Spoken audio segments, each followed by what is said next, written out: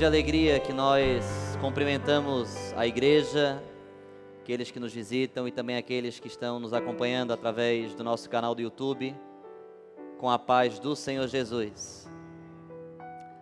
Estamos felizes. Nossa irmã Júlia, estávamos com saudades. Pela graça de Deus está conosco, venceu parcialmente, mas em nome de Jesus venceu a enfermidade e depois de algum tempo está conosco, isso nos deixa muito felizes. Também pela visita dos nossos irmãos, também estamos muito felizes, sejam muito bem-vindos, a casa é sua. Como os irmãos já sabem, nós estamos aperfeiçoando o trabalho de Libras aqui na nossa igreja, por isso todos os domingos nós estamos tendo a tradução do verso bíblico. É tradução? Interpretação do verso bíblico. Por isso a nossa irmã tem vindo. Nossa irmã hoje, pelo jeito, não aguentou a pressão, mas confesso que o texto era um tanto difícil realmente, então nós vamos perdoá-lo dessa vez. Mas o aguardamos aqui domingo que vem. Convido a igreja a estar de pé. Vamos abrir as nossas Bíblias, primeira carta aos Coríntios, capítulo 15. Primeira carta aos Coríntios, capítulo 15. E nós vamos ler do verso 51 ao verso 58.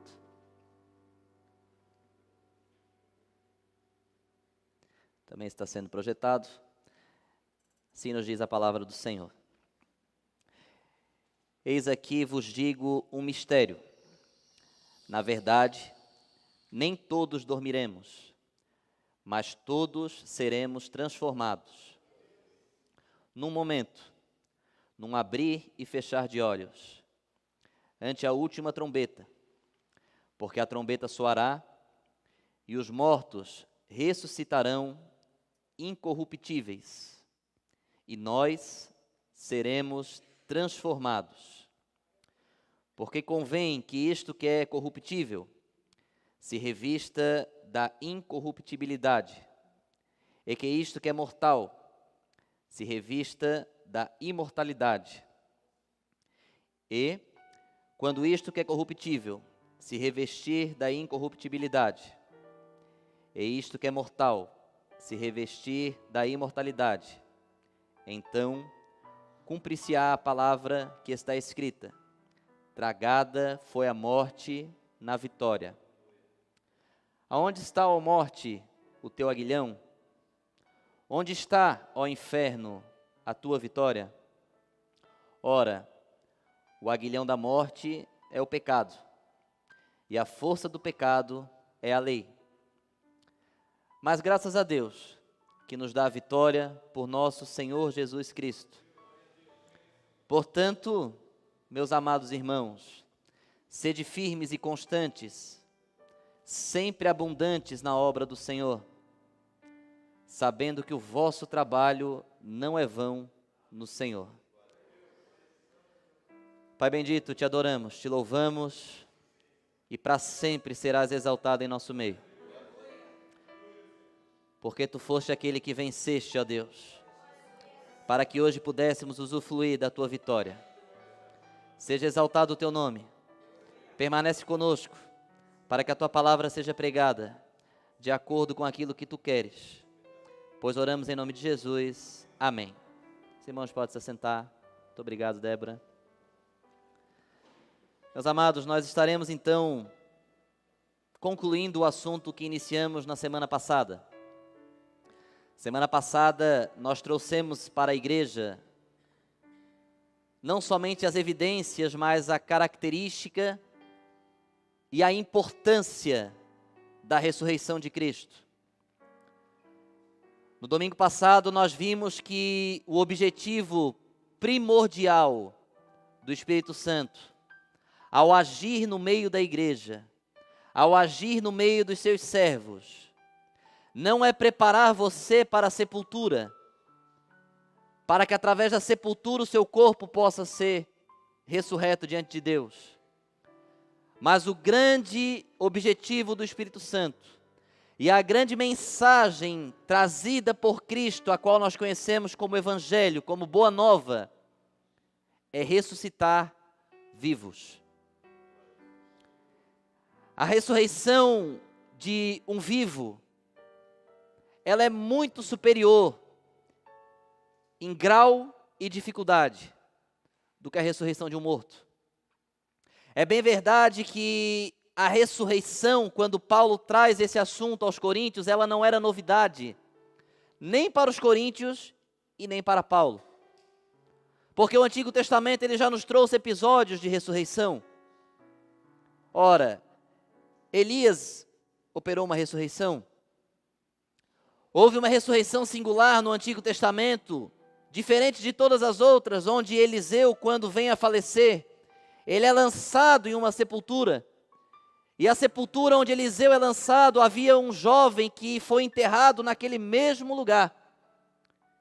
E no momento em que o corpo de Eliseu, já morto, entra em contato com aquele cadáver, o cadáver daquele jovem, ele ressuscita. Então reparem aos irmãos que o assunto ressurreição, nesse momento da pregação de Paulo, ele já não era mais uma novidade. Porque todos já ouviram falar de ressurreição e alguns haviam inclusive presenciado. Porque Paulo, quando inicia o capítulo 15, ele começa falando de Jesus Cristo que havia ressuscitado e ele fala de algumas testemunhas oculares da ressurreição de Cristo. E ele chega a garantir e dizer que algumas daquelas testemunhas, inclusive, ainda estavam vivas. Ora, então Paulo está pregando para um povo, para uma igreja que já havia falado, já havia tido conhecimento da ressurreição. Só que Paulo ele inicia o texto dizendo que traz à igreja, que ele reforça a igreja, o motivo da sua pregação. Ele fala: eis que eu vos confirmo o evangelho que dantes já vos tenho pregado. Paulo ele não vem trazer uma novidade com relação à ressurreição de mortos. Porque isso não era novidade, como explanamos até aqui. Os coríntios e aqueles a quem já haviam aceitado o Evangelho de Cristo já ouviram falar de ressurreição de mortos. Mas Paulo agora queria enfatizar a ressurreição que o Espírito Santo quer nessa noite fazer nessa igreja. Que é ressuscitar vivos. E talvez você se pergunte: mas Luciano, como é possível que um vivo seja ressurreto? Talvez você não saiba, mas a característica que você herdou do nosso patriarca Adão, ela nos leva para o inferno. Porque Paulo ele vai dizer que o primeiro Adão ele pecou, o primeiro Adão ele falhou, o primeiro Adão desobedeceu. E através do primeiro Adão, Paulo vai dizer, ainda nesse capítulo, o pecado entrou no mundo e junto com o pecado, a morte. Isso significa que a sua vida distante de Deus, que a sua vida caminhando no pecado, que a sua vida sem se libertar das suas mazelas, dos seus vícios, da sua corrupção, que é onde nós vamos chegar aqui, ela está caminhando para o inferno. E só caminha para o inferno quem morre. Logo, a vida que você julga ter, longe de Cristo, ela é vã, ela é passageira. Porque se você não pactua, se você não se associa, se você não toma posse da ressurreição de Cristo, você é incapaz de usufruir dos benefícios que ela traz. E se vamos cantar, como dissemos aqui, para sempre, é porque entendemos que somos seres imortais.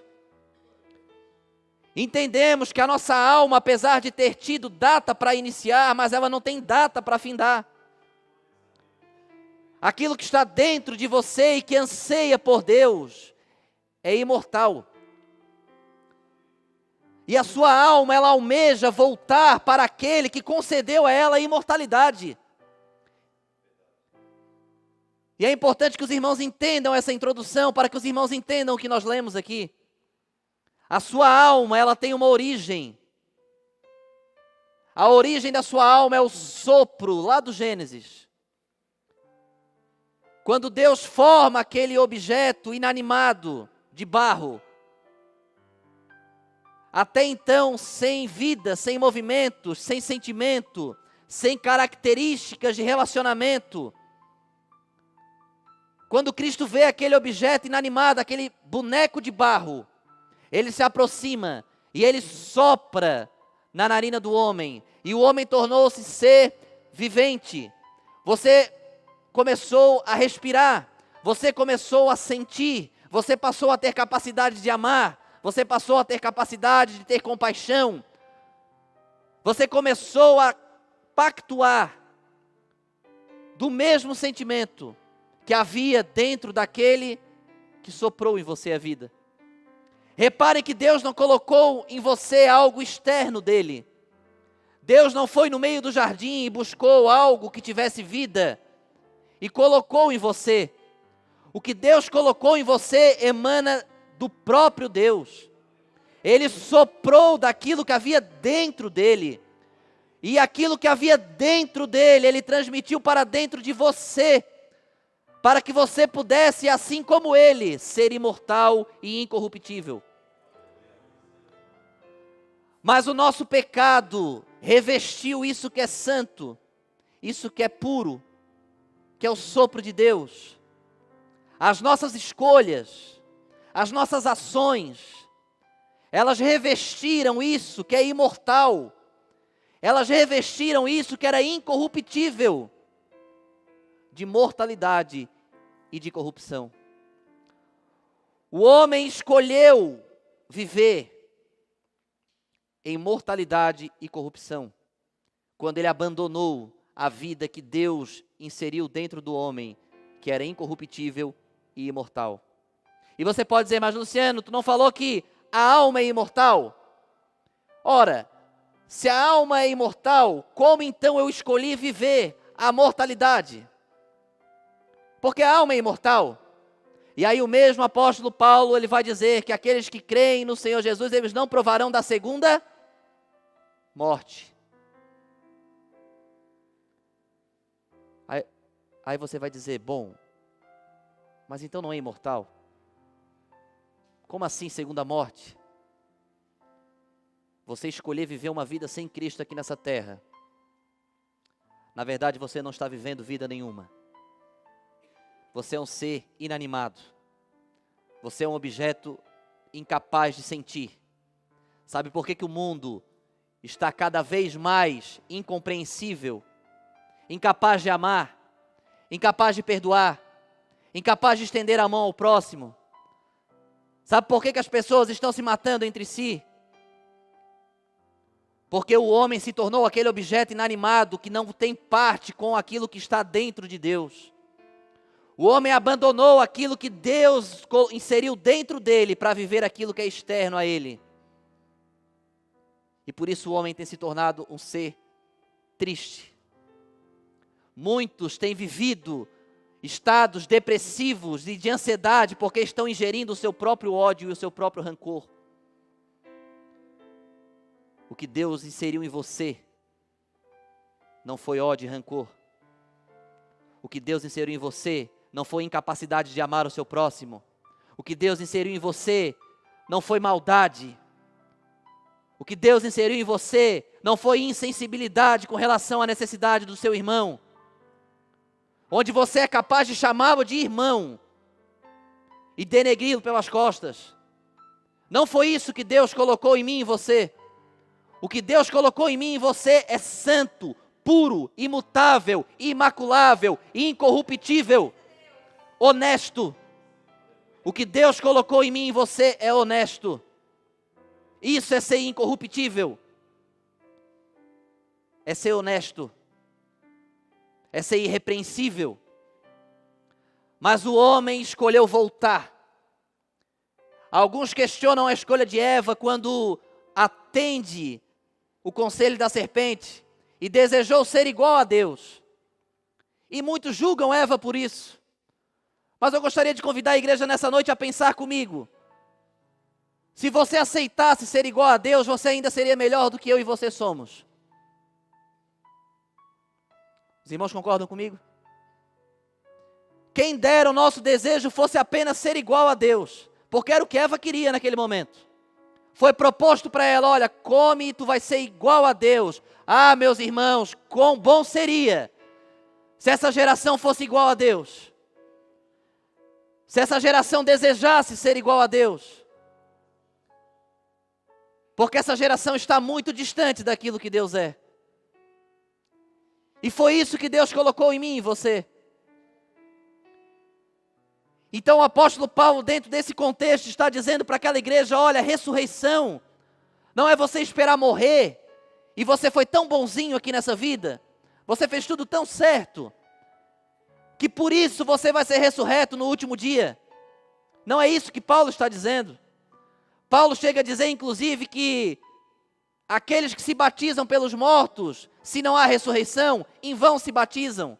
É necessário entendermos isso, porque essa igreja, ela entendia que um familiar, um parente, um amado seu que partiu e viveu uma vida desregrada diante de Deus, eles tinham sim consciência de que essa alma, ela iria padecer, ela não iria fazer parte do céu. Então o que eles estavam fazendo? Eles estavam fazendo uma espécie de batismo substitutivo, onde eu, que fiquei vivo, vou me batizar em nome daquele meu parente, familiar, amigo que morreu, para que ele possa ter a vida eterna. Ora, totalmente contrário àquilo que é a verdade bíblica. Quem escolhe o destino da sua alma é você. Seu familiar não pode escolher por você, não. Aos filhos que nos ouvem aqui nessa noite, aqueles que nos ouvem também, seu pai não pode escolher por você, não. Sua mãe não pode escolher por você, não. Não adianta você botar a cabeça no travesseiro e dormir tranquilo, pensando, olha, eu não sou crente, mas meu pai e minha mãe é, então salva tu que eu salvo tu e tua casa, eu estou salvo. Não está, não. Batismo de mortos não existe, seu pai e sua mãe não vão poder fazer isso por você. Você precisa tomar essa escolha. Você precisa tomar essa decisão. Aos pais a mesma coisa. Aos colegas as mesmas coisas. Às esposas, aos maridos, é você que o Espírito Santo quer nessa noite. É você. Por mais que amemos demais as pessoas que estão no nosso seio familiar, nós não somos capazes de nos batizarmos por elas. Nós não somos capazes de decidirmos por elas. E nessa noite o Espírito Santo convida você a escolher Cristo Jesus. Se você olha para o seu pai, para sua mãe e o admira por ter feito essa escolha, mas você ainda não teve coragem de fazer, nessa noite o Espírito Santo te impulsiona, faça essa escolha. Você vai fazer a melhor escolha da sua vida. Você vai deixar de caminhar para a morte e vai começar a caminhar para a vida. Você vai deixar de caminhar para a corrupção e vai começar a caminhar para a incorrupção. O apóstolo Paulo está tentando trazer um raciocínio lógico àquela igreja, para entender que era necessário que eles entregassem a sua alma enquanto vivos, para serem transformados por Cristo. E aí ele vai dizer, ele vai fazer uma pergunta no verso 35, ele vai dizer, mas alguns homens dirão, como são ressuscitados os mortos? E nessa noite eu pergunto para você, você saberia nos dizer? Porque Paulo, a partir do verso 35, ele entende, e ele faz os leitores dele subentenderem de que a ressurreição existe. Paulo, ele parte do princípio de que aquele povo, de que aquela igreja já entendeu o que era a ressurreição. Paulo, ele parte do princípio de que aquela igreja já entendeu o que ele quis dizer. E nessa noite nós vamos partir do princípio de que se você entendeu que você necessita ser transformado por Cristo, que você precisa ser ressurreto enquanto vivo,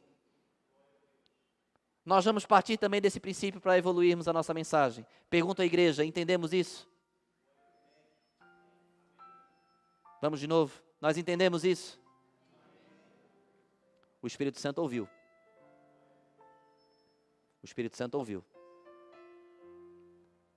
Como então será esse corpo? Aí o apóstolo Paulo vai fazer uma analogia. uma analogia de uma semente que é plantada. A partir do verso 35 ele diz, ora, o que tu semeias não é despertado se não morrer, e quando semeias, não semeias o corpo que será. Um grão desnudo pode ser de trigo ou de algum outro grão, mas Deus dá-lhe o corpo como lhe agrada. Vamos entender essa analogia que Paulo faz. Qual é o corpo da ressurreição? Olha, eu não manjo muito de ciências agrárias, mas o básico eu entendo, que existe um ciclo de vida, morte e vida para toda semente. Uma semente é um núcleo que possui vida. Ao ser lançado em contato com a terra, ser coberta, ser cuidada, ser regada, aquela semente, ela morre. Ela se desintegra. E a partir da desintegração daquela semente, passa-se a brotar a vida. Todos já tiveram a experiência lá na escola, bem no início, de plantar o feijão no algodão? E se você fosse acompanhando aquilo, você ia perceber que aquela semente, ela começa a trincar. E à medida que ela vai trincando, vai nascendo a planta. O que Paulo está dizendo é que enquanto você está vivendo essa sua vida, você precisa passar por esse ciclo de vida, morte e vida, onde você é essa semente.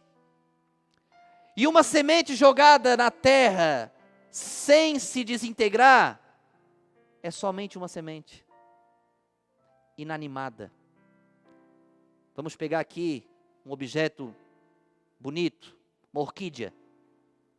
Ora, você olha para uma semente de orquídea e você diz, que semente de orquídea mais linda? Dificilmente, né? Mas quando a orquídea já nasceu, você olha para aquela orquídea e você diz, olha, que orquídea mais linda. É ou não é? Então, olha o que Paulo está querendo ensinar para mim e para você nessa noite. Você, eu, somos essa semente. Inanimados. Sem Cristo, as pessoas olham para nós, apenas mais um no meio da multidão. Sem valor, sem recursos, sem vida. Enterrado muitas vezes. Necessitando de cuidados. E aí nós começamos, quando aceitamos a Cristo, um processo de ressurreição. Porque quando nós aceitamos morrer por Cristo, renunciar o pecado, renunciar a vida que nós temos, nós entramos na segunda etapa, que é a etapa da morte. Porque a orquídea só vira orquídea se a semente morrer. Significa que você, diante de Cristo, só passa a ter vida se você morrer para você mesmo. E enquanto você vai morrendo, você vai trincando, porque o processo é dolorido. Nós não estamos aqui dizendo que é fácil, não. Nós não estamos dizendo aqui que vai ser fácil também, não. A desintegração é difícil. Você começa a trincar, você começa a rachar. Aquilo que você acreditava, você passa a não acreditar mais. Aquilo que você confiava, você passa a não confiar mais. Aquilo que você fazia, você passa a não fazer mais. Aquilo que fazia sentido para você passa a não fazer mais sentido. E você não começa a não entender mais o que está acontecendo com você. Porque você está se desintegrando. E você pode dizer, olha, mas esse processo, Luciano, é muito dolorido. Mas a semente, se ela parar no meio do processo, ela não se torna nem uma orquídea e nem volta a ser semente, ela morre. Uma semente que começa a brotar, se ela não tiver cuidado para poder se tornar vida, ela nem semente é mais. Ela não consegue voltar ao estado anterior. Sabe o que isso significa, meu irmão? Depois desse culto, você nunca mais vai conseguir voltar ao seu estado anterior, nem que você queira. Você pode voltar para sua casa e não acreditar nessa palavra. Você pode voltar para sua casa e não querer saber de Jesus Cristo. Você pode voltar para sua casa e ser totalmente desinteressado com os assuntos de Deus. É uma escolha sua. Mas saiba que você não vai conseguir mais voltar a ser aquilo que você era. Porque a verdade vai te perseguir para o resto da tua vida. Aonde você estiver, você vai saber que existe um Cristo que morreu por você. Aonde você estiver, você vai saber que se você tem ar no seu pulmão, é porque Ele soprou o fôlego da vida quando criou você. Essa verdade vai te perseguir. Você não vai mais conseguir voltar a ser aquela semente, porque você já começou hoje a brotar diante de Cristo. E aí Paulo, vamos seguir. E aí ele explica, olha, como será o corpo então do que brota da semente? Como que vai ser esse novo eu, ressurreto? O que vai ser de mim? É comum as pessoas às vezes nos perguntarem, quando aceitam a Jesus, elas querem ser úteis, e nos perguntarem, olha, o que eu posso fazer para ser útil? Qual vai ser a minha missão? Qual vai ser o meu objetivo como cristão? O que eu vou fazer? Saiba que o corpo, quem dá, é Cristo.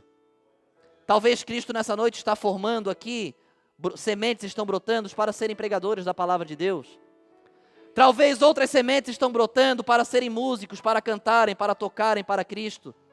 Talvez outras sementes estão brotando para ensinar as classes, os nossos juvenis, os nossos juniores, que tanto necessitam de ensino. Olha, amados, nessa aula de Libras de hoje eu ganhei uma bênção, porque eu percebi que mais uma semente estava sendo brotada no meu coração. Eu fiquei pensando, quão difícil deve ser converter um irmão surdo. Ele não entende como eu entendo. Ele não consegue entender o contexto das coisas como eu entendo. Ele não entende a palavra, ele não interpreta como eu interpreto, ele não ouve como eu ouço, ele não sente como eu sinto. Quão difícil deve ser. Mas eu glorifico a Deus porque a semente brotou no meu coração. Eu vou buscar de Deus isso. Eu vou trabalhar por isso. Porque quem vai dar o corpo é Cristo. Talvez eu não consiga, mas alguns irmãos vão brotar dessa aula. Sabe o trabalho da igreja que você menospreza? Sabe aquilo que você vai para sua casa dizendo, para que a igreja faz isso? Para que chegar tão cedo? Para que ir embora tão tarde? Saiba que sementes estão brotando aqui nesse lugar. Queira você ou não queira, as sementes estão brotando aqui nessa igreja. E qual vai ser o corpo da ressurreição? E como que eu vou ser então? Qual vai ser esse novo eu? Quem dá o corpo é Cristo. O que vai ser dessa igreja? Cristo sabe. Mas uma coisa nós temos certeza, nós estamos sendo desintegrados dias após dia. E nós queremos essa desintegração. Porque quanto mais nos desintegramos, mais morremos para o mundo. E quanto mais distantes do mundo, mais próximos de Cristo. E saiba que esse é o sonho da igreja. Jesus Cristo manifestou um desejo dele. E nessa noite nós vamos manifestar o mesmo desejo, só que em mão dupla. Jesus Cristo certa vez falou para os seus discípulos assim, olha, eu vou para o Pai, vou preparar-vos lugar, porque eu quero, era um desejo dele, eu quero que aonde eu estiver, estejais vós também. Ele queria estar perto de mim e de você. Ele queria que aonde ele estivesse, você estivesse. Não é bom ouvir isso de um amigo? Você não fica feliz quando você é convidado para uma festa de aniversário, para uma confraternização? Você fica feliz, não fica? Porque você se sente importante. Você olha e você diz, olha, aquela pessoa quer que eu esteja no mesmo ambiente do que ela. Ela lembrou de mim. Cristo lembrou de você. Ele quer você aonde Ele está. Mas nessa noite eu quero convidar essa igreja a dizer para Ele que nós preparamos esse lugar. Nós preparamos esse culto porque nós queremos que aonde nós estivermos, Ele esteja conosco. Você é capaz de dizer isso para Ele? Diga no seu coração, porque Ele disse isso ao seu respeito. E Ele espera tanto que você diga isso dEle, porque Ele quer tanto ser seu amigo. Ele quer tanto estar com você. Ele quer tanto fazer parte desse processo de desintegração. Talvez você entrou por essa porta cheio de si mesmo, cheio de orgulho, cheio de conhecimento, achando que sabe muita coisa. Está na hora de se desintegrar, meu irmão. Está na hora de deixar Ele começar a trabalhar. Está na hora de começar a deixar Ele agir. Porque se Ele não agir, a semente não abre. Se a semente não abrir, não tem vida. Se não tiver vida, não tem novo corpo. Se não tiver novo corpo, é morte. Escolha nessa noite continuar evoluindo, porque retroceder não dá mais. Chegamos em um ponto na nossa vida, não dá mais para voltar atrás. E quando eu falo, nossa, a você que nos ouve, você que nos visita, você está incluso nisso. Porque esse culto faz parte desse processo. Essa palavra faz parte desse processo de desintegração. Seja onde quer que você esteja, esse processo ele vai te perseguir. E ele segue, e ele explica. E aí ele começa a dizer, e ele diz que, olha, assim como é a ressurreição dos mortos, que é semeado na corrupção e ressurretos em incorrupção. Uma coisa eu tenho certeza, dessa semente, o seu novo eu não vai ser desonesto, não vai ser maldizente, não vai ser mentiroso, não vai ser hipócrita, porque ele não vai ser corruptível, ele vai ser incorruptível. O seu novo eu, ele não vai ser fraco, semeia-se na fraqueza, mas ressuscita-se poderoso. O seu novo eu, ele não vai ser mais desonrado, humilhado, massacrado. Talvez você se sinta assim. Talvez você diga, olha, Luciano, eu estou me sentindo humilhado. Luciano, eu estou amargurado porque eu estou me sentindo injustiçado com algumas coisas. Eu estou triste. Saiba que nessa noite vai brotar. E o que vai brotar não é humilhação, mas o Espírito Santo de Deus vai te honrar. Porque a semente se desintegrou. Reparem que não depende de Deus, depende de você. Ele vai fazer aquilo que lhe agrada, somente se a semente se desintegrar. Ou você entrega o seu coração para Cristo, ou não tem novo eu, ou não tem nova vida, você jamais será ressurreto. É isso que Paulo está explicando. E aí, a partir do verso 50, ele vai começar a falar, ele vai mudar o tom de novo. E ele diz assim, olha, agora digo-vos isto, irmãos. E aí agora ele chama eles de irmãos e ele muda. Ele muda a forma como ele está falando. Até então ele vem falando de forma didática. Agora ele vai falar de uma forma um pouco mais impulsiva. Agora ele vai falar de uma forma um pouco mais apelativa. Porque ele partiu do princípio que assim como os irmãos disseram aqui diante do Espírito Santo que entenderam o que era a ressurreição. Depois disso ele partiu do princípio que esses irmãos entenderam como será o novo corpo, o novo eu. E eu pergunto para a igreja, você entendeu como será o seu novo eu se você entregar a sua alma a Jesus? Você entendeu? O sim foi fraco, acho que poucas pessoas entenderam. Não tem problema. Você precisa entender. Você precisa entender que se você não estiver disposto a se desintegrar, a se entregar a Cristo por inteiro, o apóstolo Paulo vai dizer na carta aos Gálatas, capítulo 2, verso 20, não mais vivo eu, mas Cristo vive em mim. Ele estava vivo, os irmãos concordam? Ele estava escrevendo, morto não escreve. Ele estava vivo. E vivo ele diz, não mais vivo eu estou morto. Olha o processo de vida, morte e vida. Eu era vivo, mas agora não mais vivo. Agora eu estou morto. E Paulo, como é o seu novo eu? Cristo vive em mim. Sabe o que ele está dizendo? Eu pareço com ele. Eu sou igual a ele. Eu penso como ele pensa, eu vivo como ele vive, eu falo como ele fala, eu planto como ele planta, eu canto como ele canta, eu prego como ele prega, eu venho à igreja como ele vem, eu amo meu irmão como ele ama, eu estendo a mão para o meu amigo como ele estende, eu aconselho o meu amigo como ele aconselha. Você tem sido assim? Porque ele não é seletivo, ele é assim com todos. Você consegue ser assim com todos ou você é seletivo? Porque tem pessoas que são rios de amores com uns, mas são irreconhecíveis com outros. Cristo não é assim. Ele é amável com todos. E é o que o apóstolo Paulo está dizendo, olha, eu não vivo mais. Eu até era assim, mas agora eu não sou mais. Ele me transformou, agora eu pareço com ele. E ele segue. E ele diz, olha, carne e sangue, verso 50, não podem herdar o reino dos céus. Carne e sangue são características de corpo físico.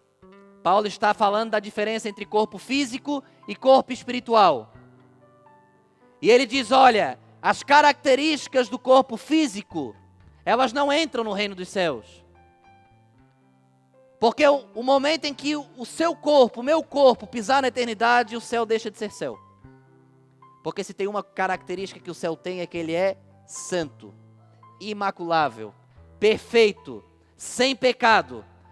O céu nunca conheceu o pecado. O céu não comporta o pecado. O céu não comporta a vaidade. O céu não comporta o orgulho. O céu não comporta o ódio. O céu não comporta o rancor. O céu não comporta nada disso que é de carne e sangue. E isso fica aqui. E se isso está no seu coração, hoje é noite de se desintegrar. Porque isso não sobe não. Isso fica. E Paulo vai dizer no verso 51, olha, eu vou dizer agora um mistério. E todas as vezes que eles dizem um mistério, não é que nós vamos buscar agora revelações novas sobre aquilo que está escrito, não. É porque até então ele nunca havia explicado como ele iria explicar nesse momento. Então ele diz, olha, eu vou contar um mistério, como se fosse um segredo. E ele diz, olha, nem todos dormiremos. Uma analogia para morte. Mas todos seremos... Vamos projetar aqui o verso 51 do capítulo 15, para que a igreja possa acompanhar. Ele vai dizer, olha, nem todos dormiremos, mas todos seremos. No verso anterior ele falou que carne e sangue não ia subir. Agora ele está dizendo que nem todos morreremos, significa que alguns vão subir em vida. Ora, qual é o passaporte para o céu então, daqueles que estão em vida? Como que eu chego lá? Se eu for transformado.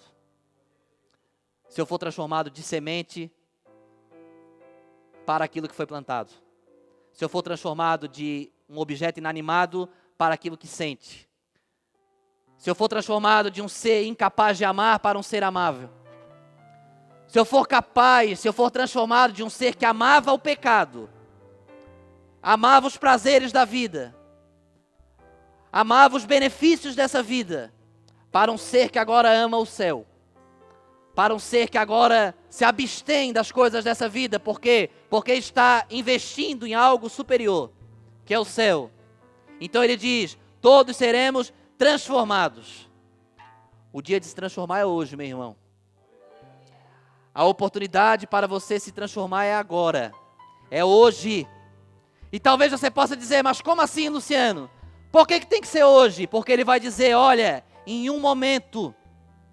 E o em momento que ele usa aqui no original, no grego, significa átomo.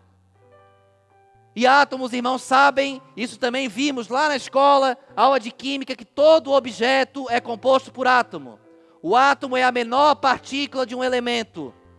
Ou seja, quando você desintegrar todo um objeto, seja um monitor, uma bíblia, um púlpito, você mesmo, se você se desintegrar por completo, o menor elemento que ficar ali, isso é um átomo.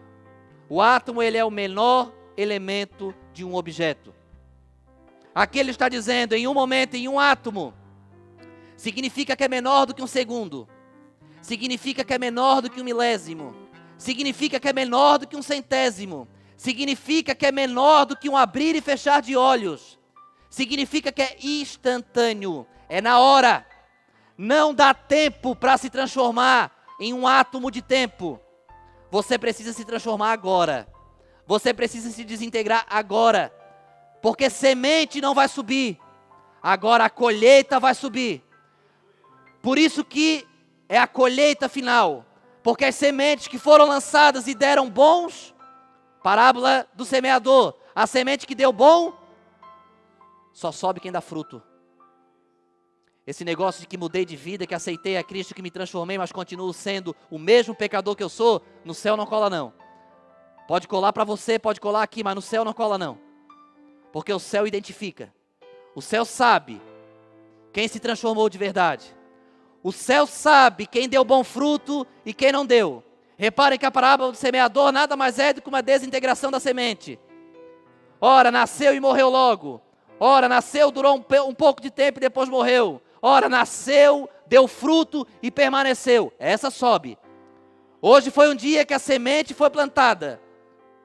E a partir dessa semente você começou a se desintegrar. Você agora decide o que fazer com ela.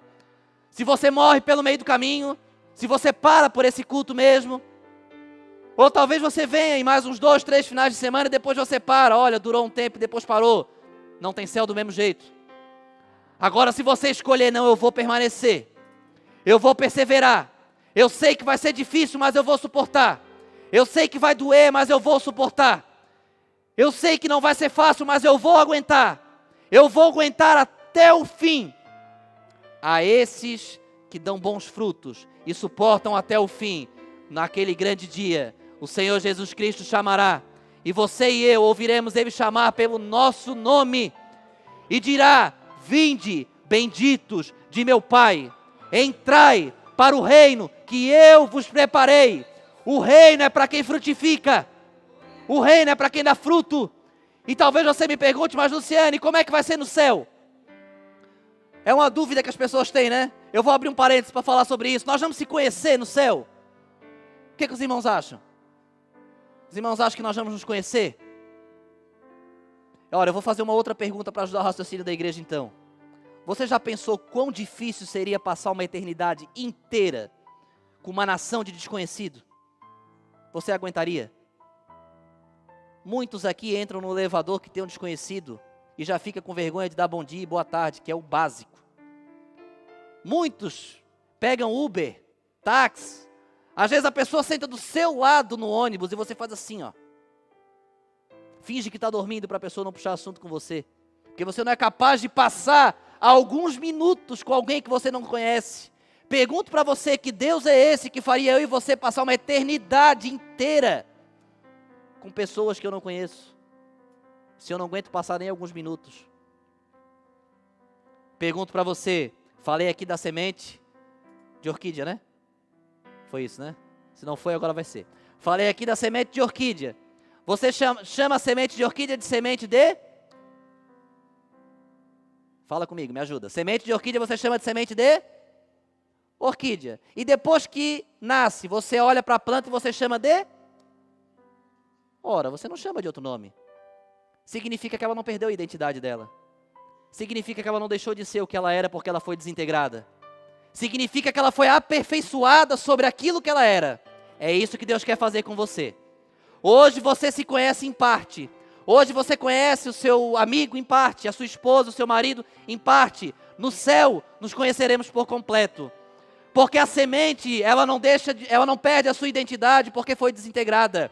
Deus não quer mudar a sua identidade. Você é você, mas aperfeiçoado. Agora aquela semente de orquídea que as pessoas olhavam e ninguém elogiava, as pessoas vão olhar para você e vão dizer: olha que bonito, como mudou esse meu amigo. Você já sentiu esse prazer de olhar para uma pessoa que você ama e essa pessoa mudou, e você tem orgulho em dizer: como mudou essa pessoa? Oh, alegria, como é bom ver que essa semente se tornou uma planta. Oh, que alegria, como é bom que ver que aquela pessoa presa no vício está liberta. Oh, como é bom ver aquela pessoa na prostituição agora servindo a Cristo. Como é bom ver aquele marido, aquela esposa adúltera sendo fiel à esposa, ao marido e a Cristo. Como é bom ver aquele drogado que estava jogado nas calçadas, agora constituindo família e servindo a Deus. Olha a semente que brotou. Ele não perdeu a identidade, ele foi aperfeiçoado. É isso que Deus tem para mim e para você nessa noite. Ele quer nos aperfeiçoar, meu irmão. Dê glória a Ele, porque Ele merece o nosso louvor. Verso 54 diz: e quando este corruptível tiver sido revestido de incorruptibilidade, e isso que é mortal tiver sido revestido de imortalidade, então se cumprirá o que está escrito: tragada foi a morte na vitória. Vamos entender esse verso. Os irmãos disseram que entenderam, então agora nós vamos relembrar, tá? O homem, quando foi criado, ele foi criado lá no ato da criação, no Gênesis, um ser que já era o quê? Incorruptível e imortal. Um ser santo. Até então não havia pecado. Igual a Cristo. Respirava o mesmo ar. Partilhava do mesmo ambiente. Se relacionava com Deus todos os dias. Esse era o ser. Agora o apóstolo Paulo está dizendo que e quando? Significa que não é mais. Porque por causa da nossa escolha, o pecado nos revestiu de corruptibilidade e de mortalidade. Os irmãos estão conseguindo acompanhar? Todo mundo disse que entendeu, mas agora ficou todo mundo me olhando assustado. Então o que o apóstolo está dizendo? Olha o processo de vida, morte, vida. Fomos criados em vida, incorruptíveis, imortais, felizes. Pecamos, morte. E agora, através da ressurreição de Cristo, Ele nos oferece, Ele nos dá condição de que aquilo que está morto se desintegre e torne a ter vida. Olha o processo de vida, morte e vida. E como que vai ser essa nova vida agora? Aí o apóstolo Paulo explica, vai ser igual a que nós tínhamos. Vai ser incorruptível e vai ser imortal. Aquilo que o pecado revestiu de corrupção, aquilo que o pecado revestiu de mortalidade, agora Cristo, através da sua ressurreição, é capaz de revestir com aquilo que nós perdemos lá no Éden. Ele nos devolve. Só que os irmãos concordam comigo que a devolução ainda não está completa? Pergunto para os irmãos, além disso que nós perdemos lá no Éden, nós perdemos a incorruptibilidade e nós perdemos a imortalidade lá no Éden. Qual foi o terceiro elemento que nós perdemos ao pecar? O homem foi expulso do jardim. Então nós perdemos o lugar.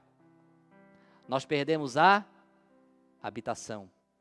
Nós não somente perdemos as características que Ele nos deu, como nós também perdemos o lugar que Ele nos deu. E aqui então Paulo está dizendo que a ressurreição de Cristo é capaz de nos devolver a incorrupção e a imortalidade. Mas os irmãos concordam comigo que está faltando lugar? Sim? Está faltando. Mas Cristo nunca deixa faltando nada. Porque aí Ele vai dizer, agora Ele começa a falar, não mais com os gregos, que foi quando Ele iniciou, nem com os irmãos, agora Ele está falando com a morte. Ele diz, ó morte, onde está o teu aguilhão? Os irmãos percebem que agora o sujeito da conversa mudou? Ele não está falando mais com o povo, ele está falando com a morte. Porque a morte é justamente aquilo que nos distancia do lugar. Porque Cristo, o lugar é vida. E se não estamos em vida, estamos em morte. Então agora Paulo olha para o único elemento capaz de afastar o homem da vida.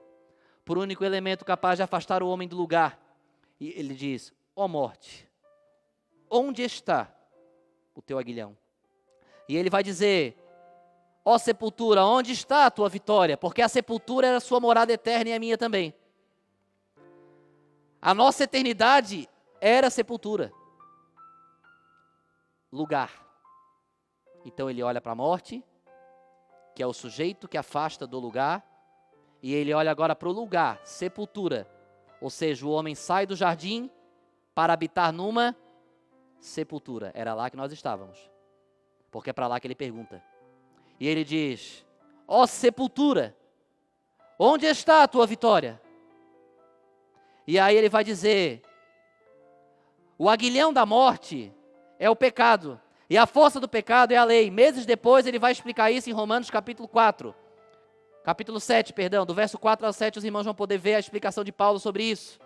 Mas ele está dizendo que o aguilhão era um instrumento usado para domar os animais. Quando os proprietários queriam manter os animais em uma direção, sempre tinha aquele mais rebelde, indomável. Então ele pegava um aguilhão e por distância ele espetava aquele aguilhão para fazer com que o animal permanecesse naquele caminho. O que Paulo está dizendo? Que o aguilhão do pecado, o que mantém você no caminho da morte, o que mantém você no caminho para o inferno, o que mantém você no caminho que te afasta de Deus, o que doma você, é o pecado. Os irmãos estão conseguindo entender? E aí ele vai dizer que a força do pecado é a lei. E isso ele explica, que nós só conhecemos o pecado porque nos foi propostas a lei. Em Romanos capítulo 7 ele vai dizer, ora, como sabemos que pecamos ao cobiçar, se a lei não nos dissesse, não cobiçarás.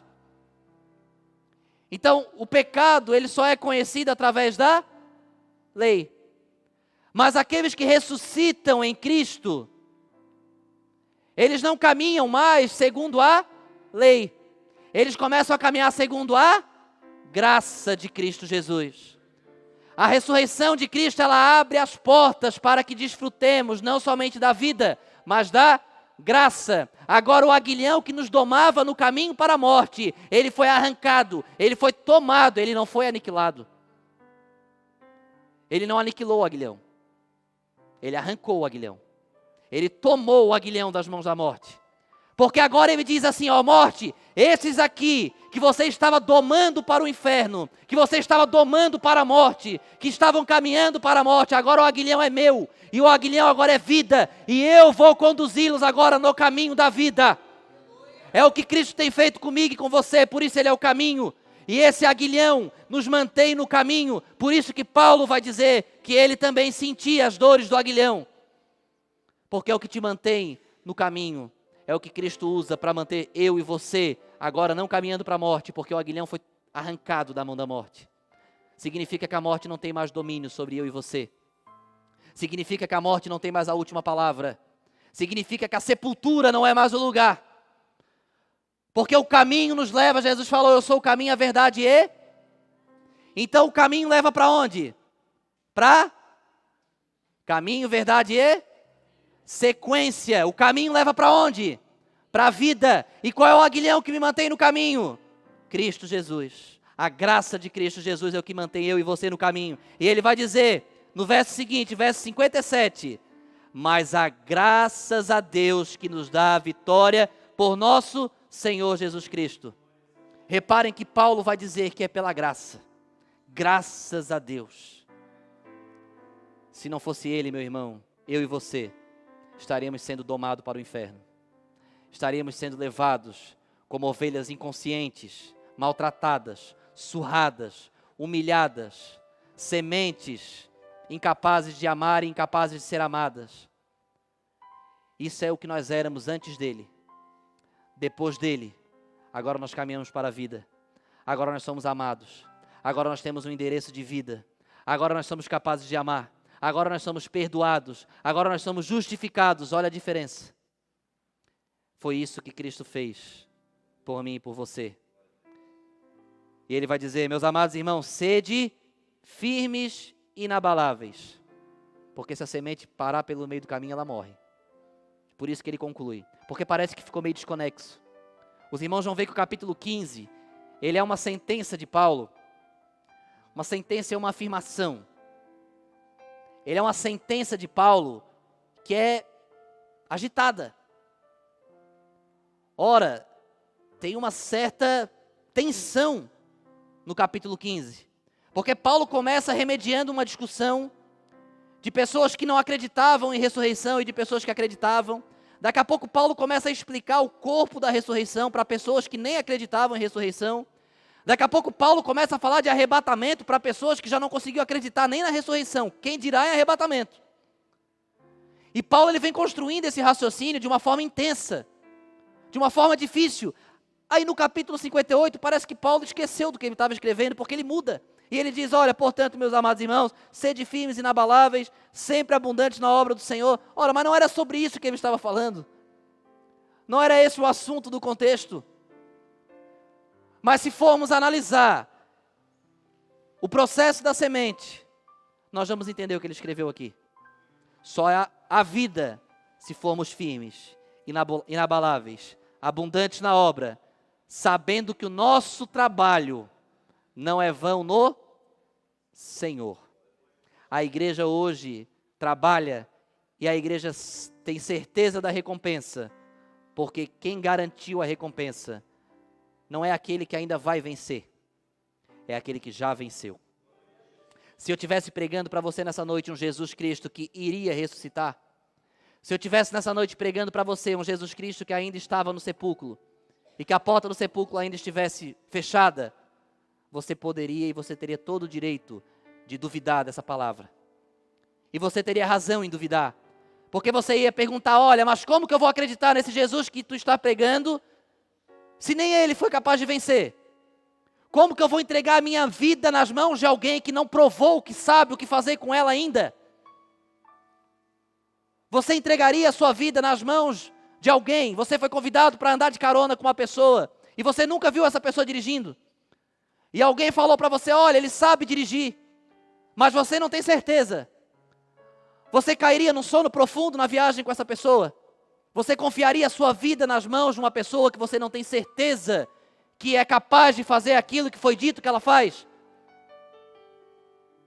Mas agora Cristo não é esse. Nós estamos pregando para você nessa noite que aquele que é capaz de ressuscitar a sua alma, ele tem poder para fazer isso, porque ele já fez. Ele é a primícia dos que dormem. Ele é a primícia da ressurreição. Ele não pediu para você fazer no lugar dele, ele fez primeiro. Para que hoje você pudesse entregar a sua vida nas mãos dele e ter certeza, ele sabe o que fazer com a minha alma. Não entregue a sua alma na mão de homem algum. Não entregue a sua alma na mão de denominação alguma, porque ela não sabe o que fazer com a sua alma. Entregue a sua alma nas mãos de Cristo Jesus. Ele sabe o que fazer. Ele sabe o caminho, Ele sabe como vencer. Por quê? Porque Ele venceu. E o convite nessa noite para você é esse, meu irmão. É que você faça parte do rebanho que está agora caminhando, sendo domado para o céu. O aguilhão do céu também, às vezes, aperta. Porque o aguilhão do céu, às vezes, faz com que a gente pare de fazer aquilo que nós fazíamos. O aguilhão do céu, às vezes, aponta o nosso pecado. O aguilhão do céu às vezes aponta o nosso erro. O aguilhão do céu às vezes confronta as nossas atitudes. O aguilhão aperta, mas glorifique, porque é Ele te domando para o céu. É Ele te levando para a vida. Saiba que no céu só vão ter aqueles que aprenderam com Ele, que caminharam com Ele, que foram ressuscitados com Ele e que morreram com Ele. Que esse seja o seu desejo nessa noite, em nome de Jesus.